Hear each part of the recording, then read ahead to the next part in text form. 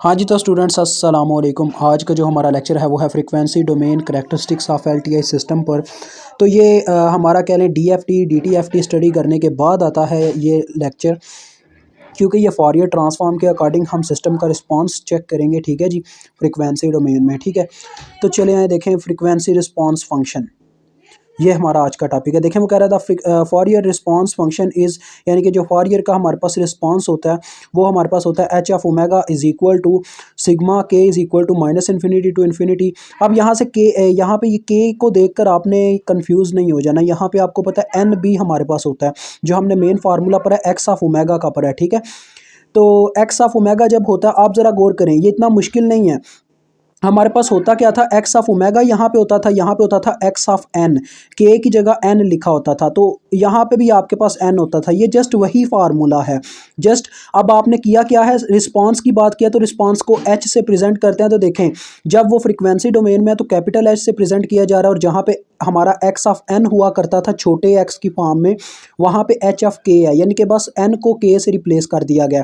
लेकिन जब मैं इसकी एग्जांपल करवाऊंगा तो मैं एन के फार्मूले से करवाऊंगा ताकि आपको इजी रख सकूं। बिकॉज यार, अगर आप मल्टीपल फार्मूलाज इस्तेमाल करने बैठ गए ना तो आपको वो याद नहीं रहते। चाहे कंसेप्ट ही रखना पड़ता है, लेकिन बात यह है कि आप अगर मल्टीपल थिंग्स को याद करोगे तो कभी ना किसी जगह पर जाके मार खा जाओगे। तो लिहाजा मैं एवरीथिंग यानी कंपैरिजन करके समझाता हूँ।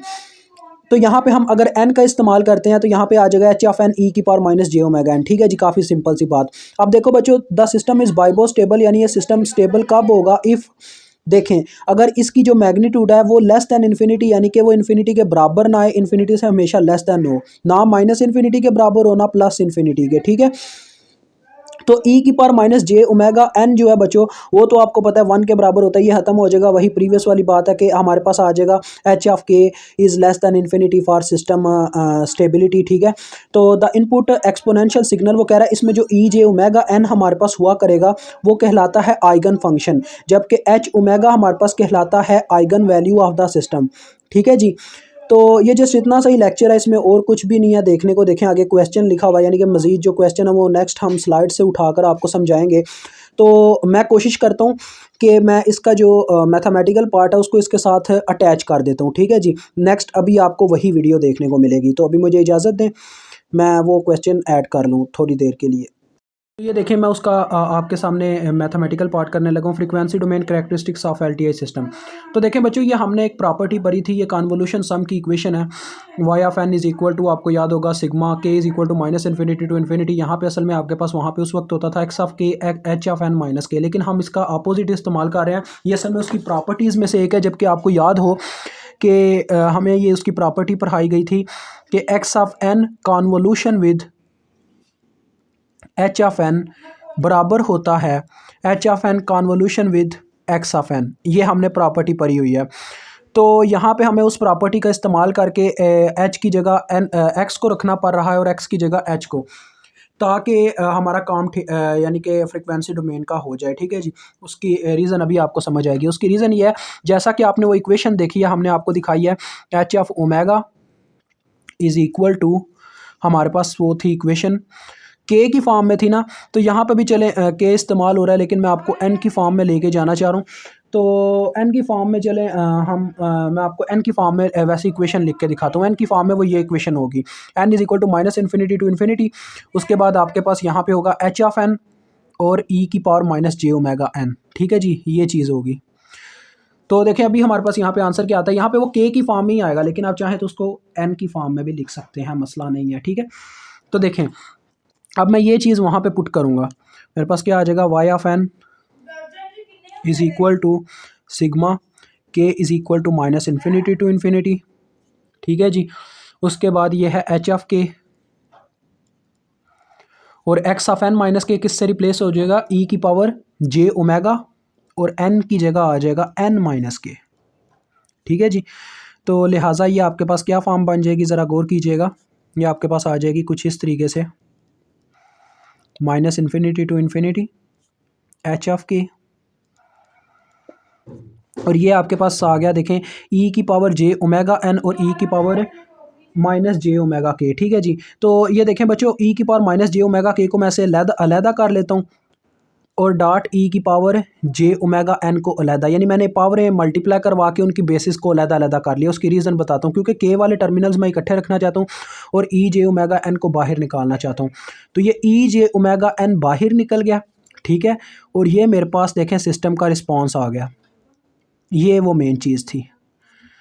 तो ये वही चीज़ है जो हमें मतलब कि वो कह रहा था उस वक्त आपको, जो मैंने वो दिखाई है स्लाइड्स मेरे पास यहाँ पे ओपन मैं कर लेता हूँ, मुझे समझ आ जाएगा। ये देखें बच्चों, ये वही चीज़ है, के को जस्ट एन से रिप्लेस करो, यही फॉर्म बन जाती है। लेकिन आप के की फॉर्म में याद करो या उस एन की फॉर्म में, जस्ट कंसेप्ट क्लियर होना चाहिए। कंसेप्ट हमारा मेन पॉइंट है, ठीक है, और कुछ भी नहीं है। तो ये जो हमारे पास एच ऑफ के ई की पावर माइनस जे ओमेगा के है और ये ई की पावर जे ओमेगा एन, यहाँ पे अब आइगन फंक्शन क्या है, आइगन वेक्टर क्या है, ये हम इस पर बात करेंगे।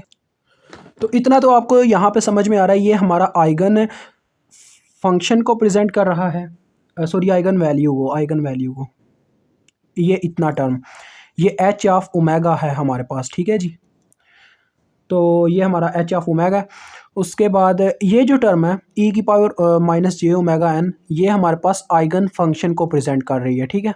आइगन फंक्शन को, आइगन फंक्शन का मतलब है आइगन, यानी कि जो हम सिस्टम को इनपुट देते हैं वो हमारा आइगन फंक्शन होती है। तो ये देखें, ये वही इनपुट है जो हमने दी थी, ई की पावर जे ओमेगा एन। तो अगर आप इसको सिस्टम की फॉर्म में प्रेजेंट करना चाहें तो ये किस तरह का होगा, देखें। ये जो भी टर्म है हमारे पास, एच ऑफ ओमेगा जो भी है, जिस फॉर्म में भी है, ये सिस्टम को जब दिया जाएगा तो सिस्टम यहाँ पे कह लें जो भी करता है ट्रांसफ़र फंक्शन, इसका सिस्टम का कुछ ना कुछ होगा, ठीक है। तो जैसा कि हम इसका रिस्पांस चेक कर सकते हैं यहाँ पे देखने के अकॉर्डिंग, कि इसको हम इनपुट जो दे रहे थे वो थी ई की पावर जे ओमेगा एन, यानी कि एक्स ऑफ एन हम इसको इनपुट देते हैं और हमें आउटपुट में मिलता है वाई ऑफ एन, जो कि असल में हमें क्या मिलता है, ई की power j omega n multiply with h omega, यानी एच ओमेगा से मल्टीप्लाई हो रहा है और क्या हो रहा है, आप एच ओमेगा भी लिख सकते हो, जैसे चाहो वैसे लिख सकते हो। ये आपका असल में फ्रीक्वेंसी रिस्पांस है बच्चों, ये एच ओमेगा जो है ये आपकी आइगन वैल्यू है, ठीक है। आइगन वैल्यू मीन्स ये फ्रीक्वेंसी रिस्पांस था, ये फ्रीक्वेंसी डोमेन करेक्टरिस्टिक्स, ये होता ही सिस्टम का रिस्पांस है। तो फ्रीक्वेंसी की डोमेन में असल में, तो जस्ट इसीलिए हम इसको फ्रीक्वेंसी का रिस्पांस कह रहे हैं, ठीक है। तो मुझे उम्मीद है आपको काफ़ी हद तक बेहतर तरीके से इस चीज़ की समझ आ गई होगी। इंशाल्लाह इसका एक आधा क्वेश्चन भी करेंगे एग्जाम्पल की फॉर्म में, और फिर नेक्स्ट जब आएगा कोई इसका यानी कि एक्सरसाइज का क्वेश्चन तब भी इस पर बात करेंगे। अभी मुझे इजाज़त दें, खुदा हाफिज़।